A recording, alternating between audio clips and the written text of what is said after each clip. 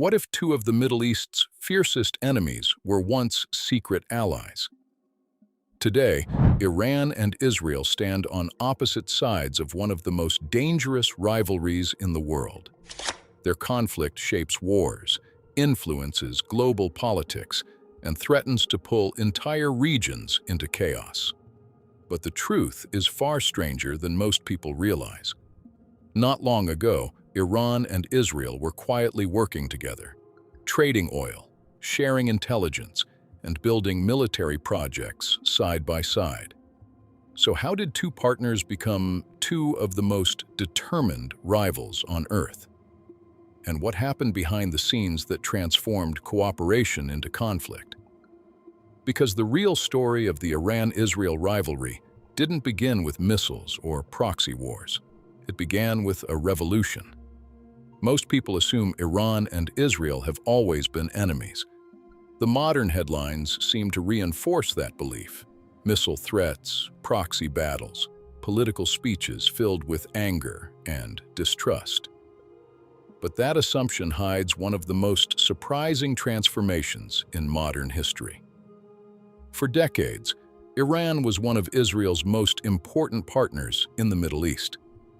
Their relationship was not just diplomatic, it was strategic, military, economic, and sometimes secret. Together, they worked to reshape the balance of power in the region. But beneath the surface of this quiet alliance, forces were building that would eventually shatter everything.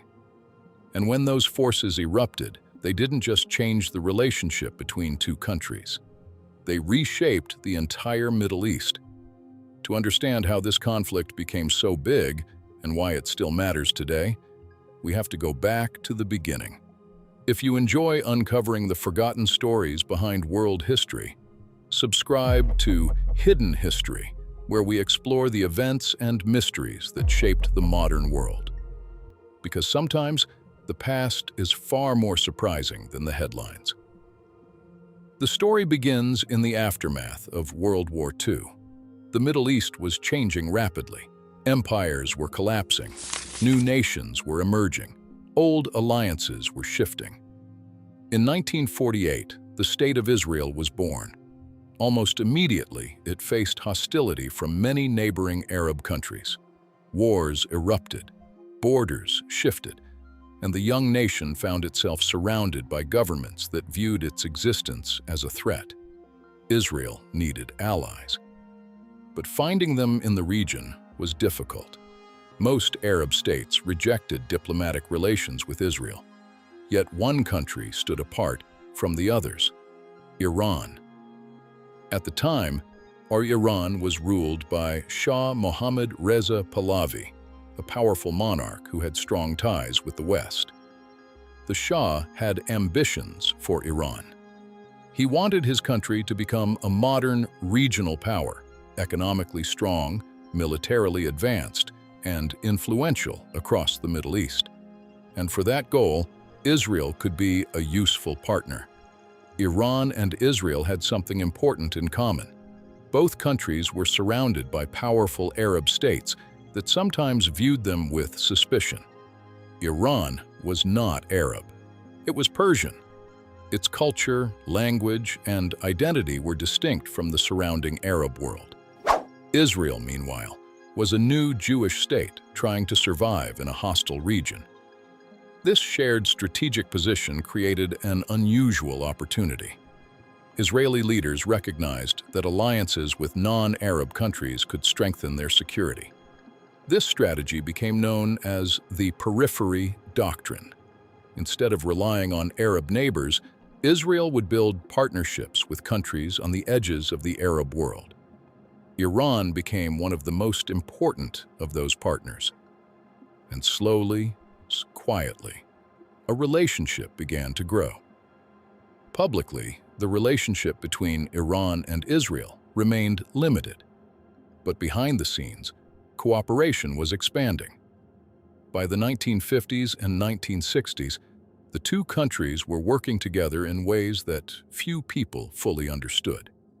Iran supplied oil to Israel, helping fuel the Israeli economy. Israeli engineers and agricultural experts traveled to Iran to assist with modernization projects. Trade between the two nations expanded, but the most important cooperation happened in the shadows: intelligence, security, and military collaboration. The Israeli intelligence agency Mossad worked closely with Iran's powerful intelligence service, SAVAK. Together, they shared information about regional threats. They monitored political movements, and they coordinated strategies to maintain stability in the region. To many leaders in both countries, the partnership made perfect sense. But outside their governments, few people knew just how deep the relationship had become. During the 1960s and 1970s, Iran's influence in the Middle East continued to grow. The Shah invested heavily in modernization. Oil wealth fueled massive development projects. Cities expanded, infrastructure improved, and Iran's military became one of the most powerful forces in the region. Israel also grew stronger during this period. Despite wars with neighboring Arab countries, Israel developed advanced military capabilities and a powerful intelligence network. For both countries, cooperation brought advantages. Iran gained access to Israeli technology and expertise. Israel gained access to energy resources and a strategic partner in a difficult region. Some historians believe the relationship even extended into joint military projects, including plans to develop advanced weapons systems. Though much of this cooperation remained secret, the alliance was becoming stronger than many observers realized. But alliances built on strategy can also be fragile because they depend on one critical factor: political stability. And in Iran, that stability was beginning to crumble. While the Shah's government pursued modernization, not everyone in Iran supported the changes. Many Iranians believed the country was becoming too closely aligned with Western powers.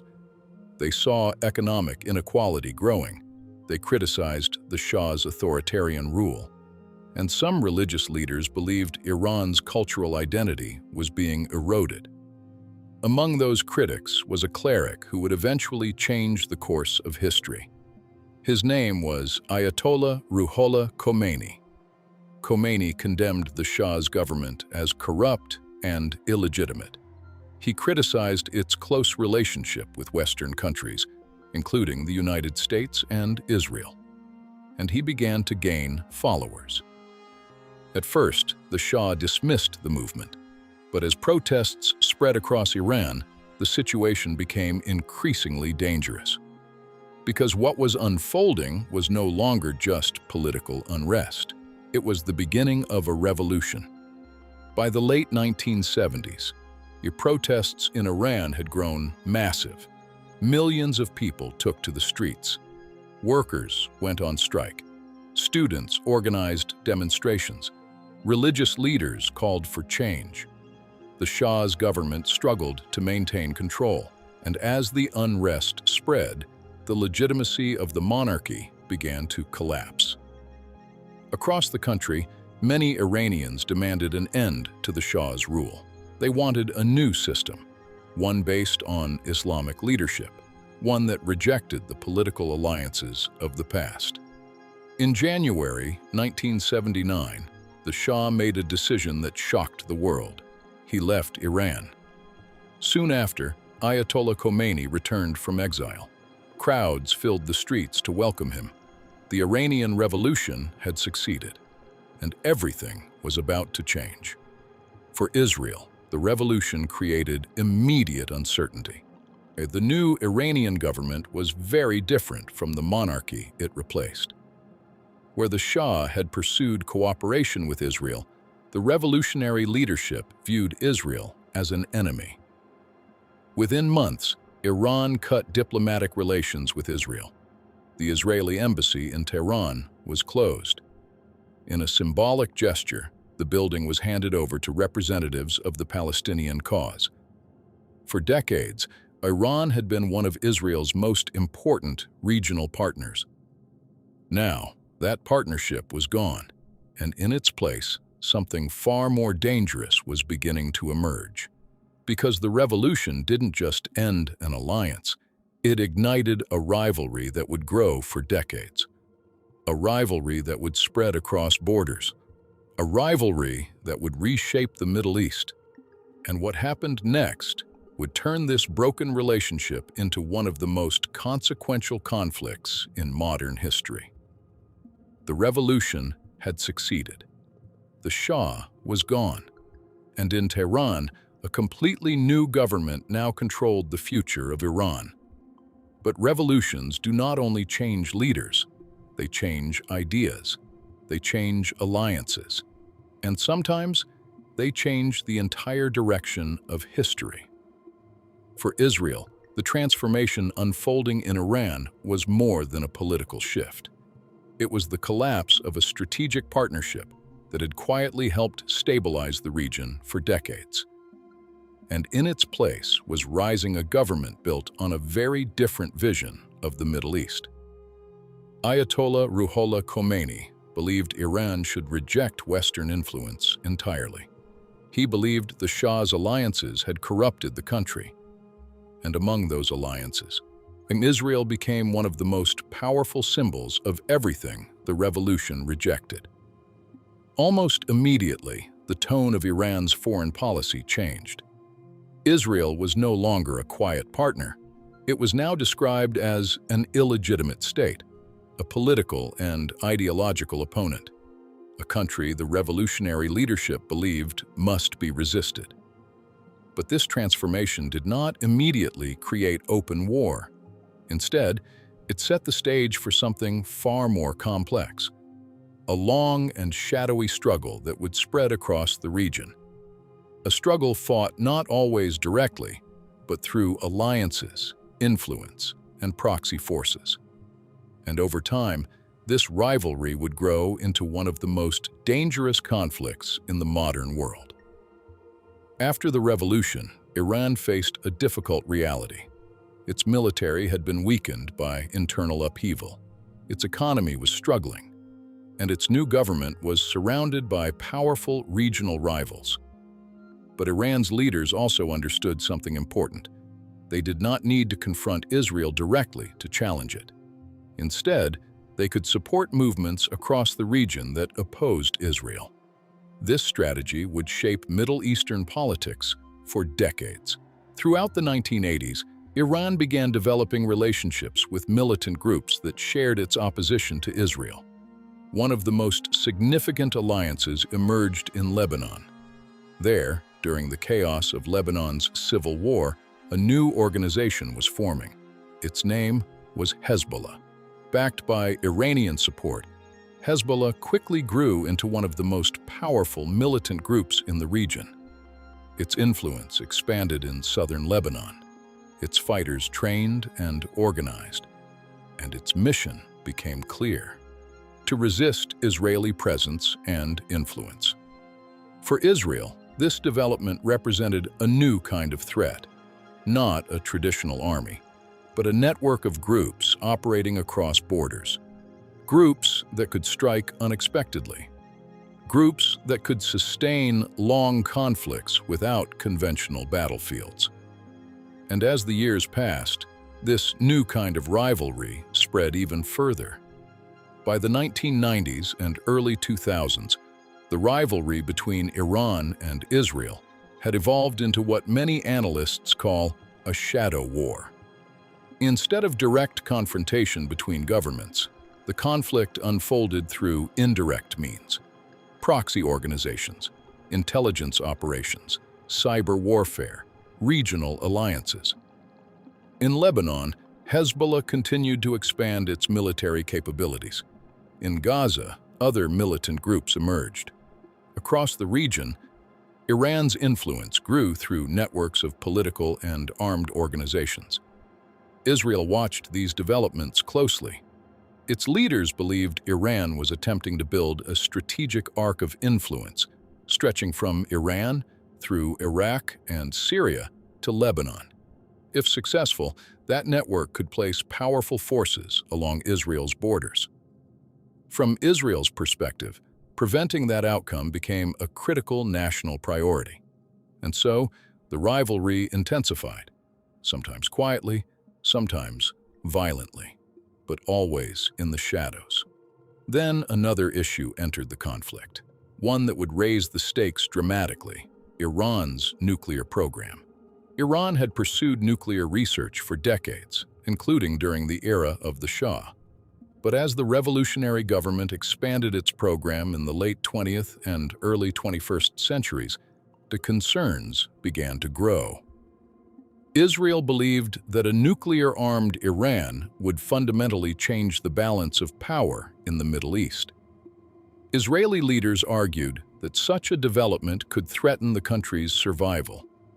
Iran, meanwhile, insisted its nuclear program was designed for peaceful purposes: energy production, scientific development, national sovereignty.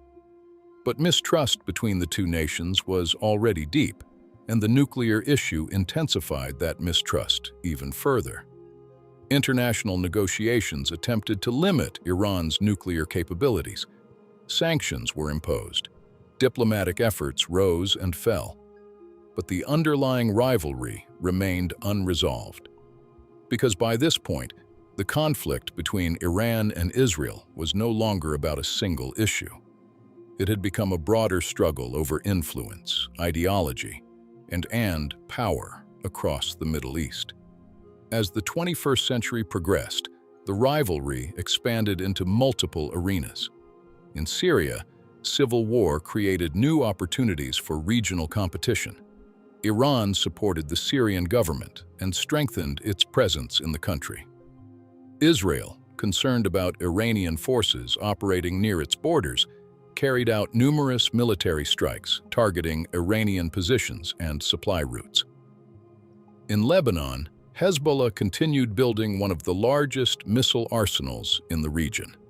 In Gaza, periodic conflicts erupted involving groups that maintained connections to Iranian support. Each of these arenas represented another chapter in the expanding rivalry.